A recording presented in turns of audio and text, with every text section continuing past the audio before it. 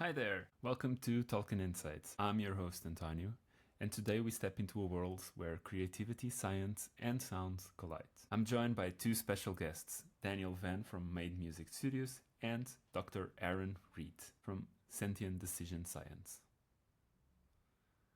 We recorded this conversation live at the SMR Congress in Prague, where both of them delivered one of the most talked about sessions, an exploration on how sound drives engagement in social media, and why brands can no longer afford to treat audio as just an afterthought. From the rise of sound on platforms like TikTok, to the art of building a sonic soul for a brand, to the global science behind emotional appeal. On this conversation, we dive into this fast evolving universe of audio branding and what every CMO, strategist, and creator should understand about the power of sound. So without further ado, let's get into it. Daniel, Dr. Aaron, welcome to the show.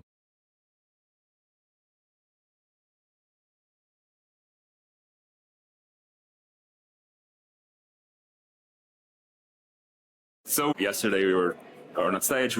Can you tell me a bit more about what the session was about? What you discussed it there? We were talking about the sounds of social media. That was the title of the talk. But really, we were talking about how sound is a critical driver of engagement in social media and the influence of social media ads. That makes sense. That's very interesting because it's sometimes a thing that you don't really think about when you're going through social media. It's like the sounds also have to click on your mind, right? Yeah. And you mentioned the whole sonic branding and the whole process of doing a sonic brand. What's sonic brands? And I know that this sounds weird because we're in a podcast, but what's the whole sonic thing? Sonic identity, sonic branding, audio branding. I think maybe 10 years ago it was more what is this? Now people are getting much more familiar with it. I think most people, when they hear sonic identity or sonic branding, they think Netflix, right? Or maybe they think McDonald's. If they're the older generation, they might think of the ba-da-ba-ba-ba. Right? And that's all sonic branding. That is one of the areas that Aaron and I are really interested in with social media is just how if you choose the right music that's on brand, and having a sonic logo is great. There's a lot of research that shows how effective it is, but just how important the on-brand music is in a social media environment. You can prove that it creates longer engagement. So sonic branding is best to think about it. I said this in the talk. It's like a visual identity system. A visual identity system is more than just a graphic logo, right? It's a color palette, fonts, typography, iconography, et cetera, photo libraries, image libraries. You need to think about audio the same way for a brand. Yeah. No, go for it. I was going to say, when a visual brand is done, a visual identity is done well, you feel enveloped in it. Everything around you is branded. You take that same principle and apply it to sound. So not just the sonic logo, but the music that you're choosing. Is it on brand? Does it automatically activate image and associations with that brand in your mind? Right. It's almost like kind of creating the soul of the brand, right? You kind of hear what's inside the whole thing. Your choice of words is perfect. We do when we're onboarding a client, when we're getting to know them, we do a workshop that we call a Sonic Soul Session. That's right. The Sonic Soul Session. So you really nailed it there, and that's people love this meeting and this workshop because we will play music. It could be music from anywhere in the world, and we're getting clients to talk about, does this sound or does this feel like your brand? And it's such a fun exercise because you get people. Sometimes people realize they are on the same page, right? They're on the same page. They understand their brand, how it should feel. And other times you start seeing people are wait a minute, do we understand what this means? We say we're bold, but what does it feel like? Yeah, no, absolutely. And so what are some of the tools that because companies that are listening to this, there's CEOs, there's managers listening to this, and they're probably thinking like, how can I do this? How can I applicate this on my brand, on my company? Apart from obviously contacting you guys, but is there like any tools, any, I don't want to say guidelines, but you know, like some topics that people can think about when they're thinking about these things? I would say this is something that Danielle mentioned yesterday in the talk. CMOs, CEOs, they understand the importance of a brand. We invest a lot in a brand, and it carries equity. It conveys meaning, purpose. It allows for price premium power. It's the longer play in the market as opposed to just short-term conversion. And what Danielle was saying yesterday was, when you hear a sound, when you hear sound or music, you will feel something. There will be something that's evoked in you. And what a shame it would be if the sound that people heard when they were interacting with your brand was a negative experience. Think about that as like a way to start galvanizing energy around the importance of sonic branding and sonic identity. That's no longer a choice. Our social media environments are now sound on. They're immersive. This was TikTok, 5-6 years ago, became sound on first, the rise of podcasts. Sound is today more part of our lives than it ever has been before. And that's where brands are living. So if we can think of that as like a galvanizing moment, like it's not really a choice for brands. You say, how do we get started? The first thing you have to have is energy behind it and willingness to invest in it. That's where I would say. That's such a smart way to put it. Yeah. On stage, I was saying, like, once you start working on it, I find that for a brand to launch a sonic identity successfully, they need like 3 things. Like, think about it like a tripod. You need a good strategy or a good creative brief. That should seem obvious, but you need to kind of know, you got to know who you are, right? Know your brand.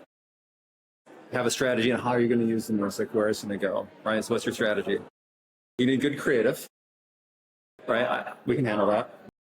You need some kind of data to like check your assumptions, right? To select the right candidate that you've developed, and then to create internal belief, right? You kind of need all 3 of those things for it to launch in an organization. So I've rarely seen it be successful without all 3 of those things: strategy, creative, research.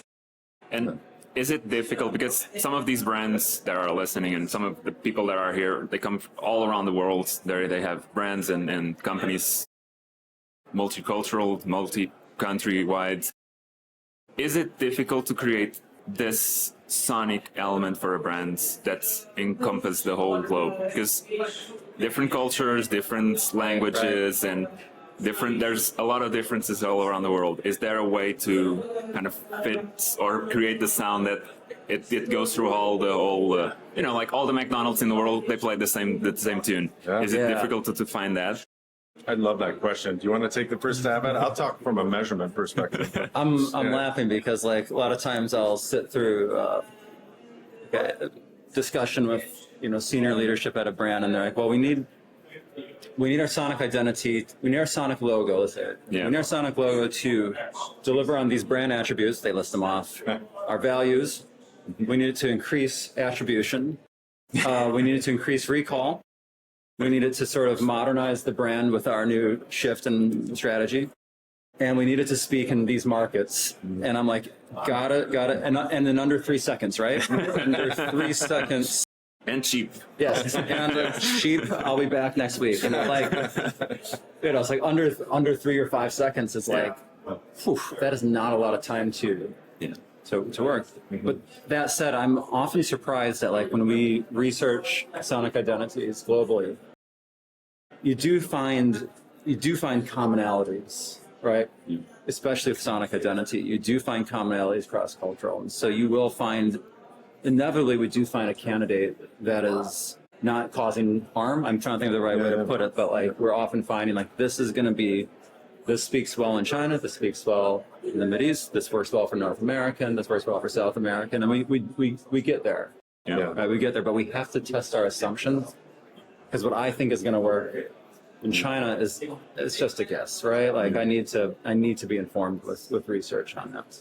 One of the amazing things that I've seen, we've been working together for over 10 years now, Make Music Studio and Sentient Decision Science. And over that period of time, I've been amazed at the high quality appeal of the sonic logos that Made Music creates. So we test the implicit appeal or automatic emotional reaction to a sound. Because sound is primary. It hits you first, and you don't actually have to think about it. You can think about it. Do I like that or don't I like that? But you've already had your liking moment or disliking moment. So it's implicit, it's immediate, automatic. So we measure that, and we call it implicit emotional appeal, or put it on a spectrum, the sonic humanism spectrum. Yeah. And the beauty of that humanism spectrum is that it measures the emotional reaction within the individual. And we're at a research conference, I'll talk a little geeky on numbers, but then normalizes within the individual. Okay. So we understand your human reaction. And when we normalize within the individual, we can then roll it up for a country or a subculture within a country and do cross-cultural comparisons that are directly comparable. So 110 for me in the US is equal to 110 from somebody in Germany, somebody in China.